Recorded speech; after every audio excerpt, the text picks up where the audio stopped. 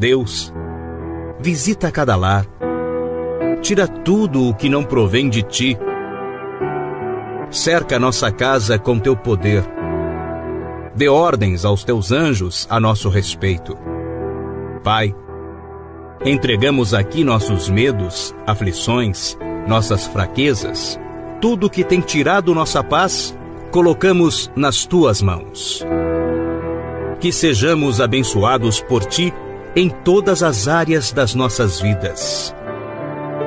Senhor, agradecemos também pelo dia de hoje, pelo nosso trabalho, pelo nosso estudo, pelo nosso crescimento moral e intelectual. Peço perdão, Senhor, se em algum momento deste dia eu cheguei a falhar.